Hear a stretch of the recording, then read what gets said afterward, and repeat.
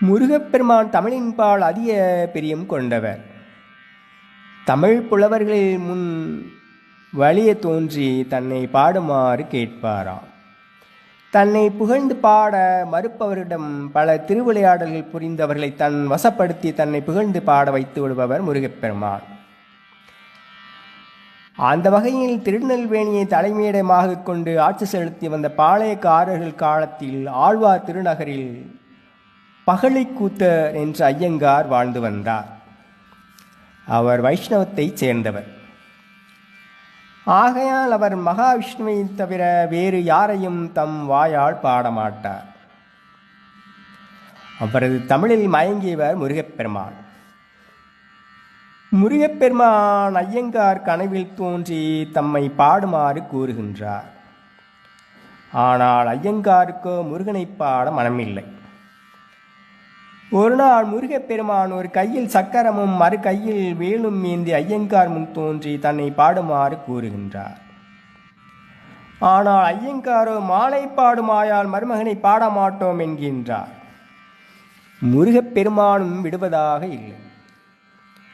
மகாவிஷ்ணுவைப் போலவே ஐயங்கார் முன் தோன்றி என்னை பாடும் நீ எமது மருமகனையும் பாடுக என்று பணிக்கின்றார். இதை கேட்ட ஐயங்காரோ மிகவும் வேதனை உறுகின்றார். மகாவிஷ்ணுவை தவிர வேறு யாரையும் பாடக்கூடாது என்று இருந்தோமே, அவரே நம் முன் தோன்றி தம் மருமகனை பற்றி பாடச் சொல்கின்றாரே, இனி வாழ்வதால் யாதொரு பிரயோசனமும் இல்லை என்று நினைந்து தம் உயிரை மாய்த்து கொள்ள முடிவெடுக்கின்றார்.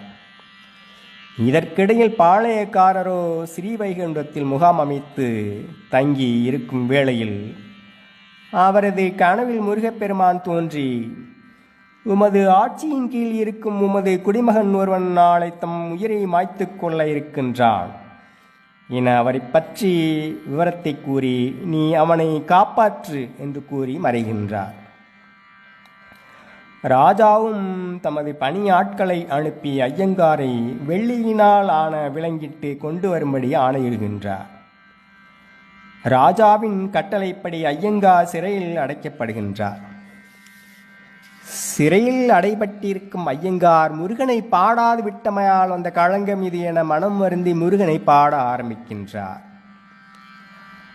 அவர் ஒவ்வொரு பாடலாக பாடி வரும் வேளையில் 41வது பாடலை பாடும் வேளையில் அவரது விலங்குகள் அறுத்தெறியப்படுகின்றன.